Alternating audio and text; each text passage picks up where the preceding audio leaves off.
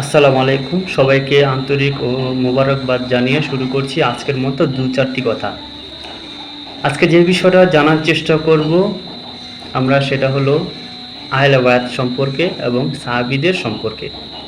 প্রথমেই একটা কথা বলে রাখতে চাই যে আহলে বায়াতের উপরে নয় সাহাবীগণ, কারণ সাহাবীদের সম্মানটা হলো একরকম হবে আর আহলে বায়াতের সম্মানটা কিন্তু আরেক রকম হবে। যখন আমরা এই দুইটা প্ল্যাটফর্মের মানুষকে যখন আমরা চিনতে না পারবো, বুঝতে না পারবো যে কে আহলে বায়াতের সদস্য এবং কে সাহাবীদের সদস্য, এই দুইটা প্ল্যাটফর্ম যখন আমরা না বুঝতে পারবো, তখনই কিন্তু আমরা ডাইলে চালে কিন্তু খিচুড়ি পাকিয়ে ফেলবো। এটাই আমাদের একটু সমস্যা এবং এটা আমি মনে করি আমাদের একটু ঘাটতি আছে বোঝার, এই জন্য আর কি একটু কথা বলা। তো যদি কোনো ভুল থাকে অবশ্যই ক্ষমা করে দিবেন, বা ভুল হলে কমেন্টেও জানাতে পারেন যে কোন জায়গাটা আমার ভুল হয়েছে। তো যাই হোক, মূল কথায় চলে যাই। সাহাবী আসলে কারা? সাহাবীরা হচ্ছে রাসূল পাক সাল্লাল্লাহু আলাইহি সাল্লামের প্রতিনিধিগণ, অর্থাৎ রাসূলের হুকুম আহকাম তারা মানবে। এবং সাহাবীরা হচ্ছে সেই সমস্ত ব্যক্তি যারা রাসূলের প্রতি বা আল্লাহর প্রতি ঈমান এনেছে এবং আল্লাহ যাদের প্রতি সন্তুষ্ট হয়েছেন তাদের রাসূল পাক যাদেরকে আপন করে নিয়েছেন, সাহাবীদের বলে যাদেরকে আপন করে নিয়েছেন। এখন পরবর্তী যুগে আমরা যারা আছি, এখন আমরা সেই সমস্ত সাহাবীদেরকে সম্মানটা দেই কীভাবে? আমরা তাদেরকে সম্মানটা দিব রাদিয়াল্লাহু তাআলা আনহু বলে।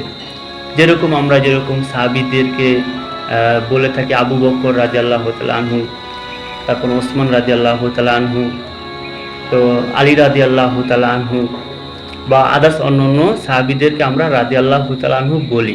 কেন বলি? কারণ তারা সাহাবীর ন্যায় হয়েছেন, সাহাবীর যোগ্য পাত্র হয়েছেন বলে এই জন্য তাদেরকে আমরা সাহাবী বলে থাকি। খুবই সুন্দর।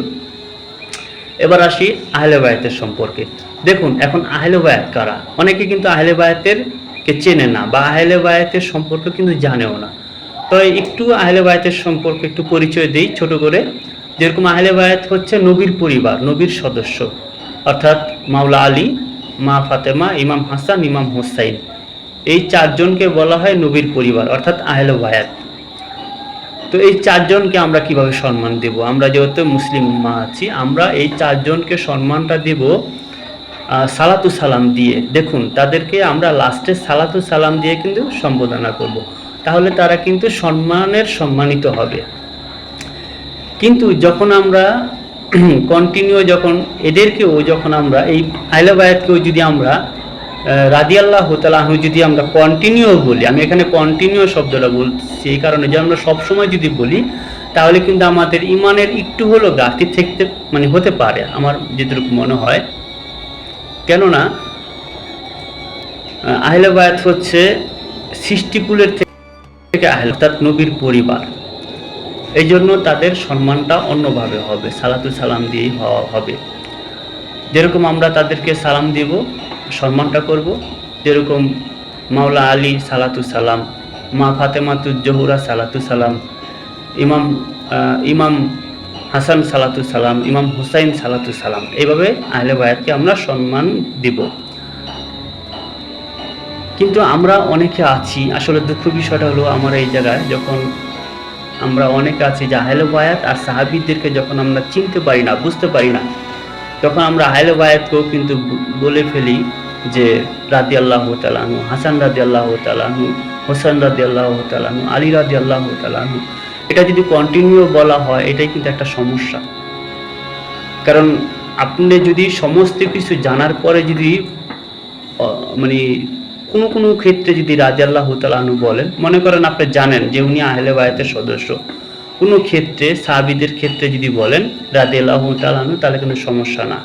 কিন্তু আপনি মূল বিষয়টা যদি না জানেন এবং 12 মাসই যদি আপনি তাদেরকে রাদিয়াল্লাহু তাআলা আনহু বলে যদি শিক্ষাই যদি আপনি এইভাবেই ধরেন শিখলেন যে তাদেরকেও রাদিয়াল্লাহু তাআলা আনহু বললে কোনো সমস্যা নাই, এটাই কিন্তু একটা ঘাটতি। কারণ আপনি বুঝতেছেন না বা আপনাকে বোঝানো হয় নাই বা আপনাকে এই শিক্ষাটা দেওয়া হয় নাই যে আহলে বায়াত কারা আর সাহাবীরা কারা, এদের মধ্যে পার্থক্যটা কোথায়। আমরা ডালে চালে যখন খিচুড়ি পাকিয়ে ফেলবো, এটাই হচ্ছে আমাদের মূল সমস্যাটা হয়ে যায় ভাই। এই জন্য আহলে বায়াতের যে সম্মানটা সেটা আহলে বায়াতকে দিতে হবে, আর যেটা সাহাবীদের সম্মানটা সেটা সাহাবীদের ন্যায় হিসাবে দিতে হবে। এটা হলো আমার মূল কথা। এখন আমরা বেশিরভাগ ক্ষেত্রে মানুষ কি করি, আহলে বায়াতের সদস্যকে আমরা রাদিয়াল্লাহু তাআলা আনহু বলে ফেলি। ভাই রাদিয়াল্লাহু তাআলা আনহু কখন হয়? যখন তিনি ইবাদত করতে করতে করতে করতে করতে নবী তার প্রতি খুশি হয়, আল্লাহ তার প্রতি খুশি হয়, তখন যা তাকে আল্লাহ রসুল যখন তাকে কাছে টেনে নেয়, মহব্বত করে নেয়, তখন আমরা মুসলিম উম্মারা তাদেরকে রাদিয়াল্লাহু তাআলা আনহু বলি। এটা তাদের সম্মান, সাহাবীদের সম্মান। কিন্তু আহলে বায়াতের ক্ষেত্রে আসেন। এবার আহলে বায়াত কিন্তু পৃথিবীতে ইবাদত করে না, আহলে বায়াত কিন্তু ইসলাম গ্রহণ করে না। তারা ইসলাম পৃথিবীতে এনেছেন, মানে তারা আসছে মানে পৃথিবীতে ইসলাম আসছে ভাই। যেরকম রাসূল পাক সাল্লাল্লাহু আলাইহি ওয়াসাল্লাম পৃথিবীতে আসা মানে কি তিনি ইসলাম আনতেছেন বা তিনি পৃথিবীতে ইসলাম নিয়ে আসছেন। এখন তার কাছে ইসলাম মানুষ শিখবে, জানবে। তো অনুরূপ ঠিক বিষয়টা এরকমই যে আহলে বায়াত সৃষ্টিকুলের থেকেই আহলে বায়াত হয়ে পৃথিবীতে আসছেন। তারা নতুন করে ইবাদতের মাধ্যমে তাদেরকে আমরা সম্মান, মানে তাদের কর্মের ফলে সম্মান দিব, বিষয়টা এরকম না। তারা সৃষ্টিকুলের থেকে সম্মান নিয়ে পৃথিবীতে আসছেন। তাদের সম্মানটা সাহাবীদের তুলনায় অনেক বেশি। তাদেরকে সালাতু সালাম বলে সম্বোধনা করব। আপনি আরেকটা জিনিস খেয়াল করে দেখেন, যখন আমরা জিবরাইল আমিনের নাম নিই তখন আমরা কি বলি? জিবরাইল আমিন সালাতু সালাম। কিন্তু আহলে বায়াতদেরকে আমরা রাদিয়াল্লাহু তাআলা আনহু বলে দিচ্ছি। এটাই কিন্তু আমরা মূল একটা সমস্যা। আহলে বায়াতকে সম্মানটা সালাতু সালাম দিয়ে শুরু করতে হয়, শেষ করতে হয়।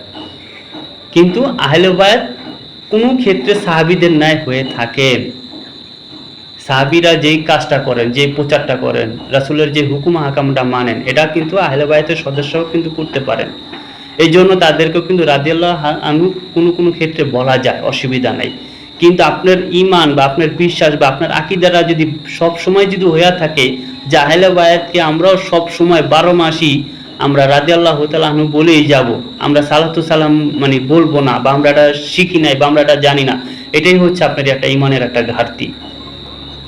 তো আপনারা আরো বেশি করে অ্যানালাইজ করুন, জানার চেষ্টা করুন, বোঝার চেষ্টা করুন, আস্তে আস্তে সবই বুঝতে পারবেন। তো যাই হোক, ভালো থাকুন, সুস্থ থাকুন, বিদায় নিচ্ছি।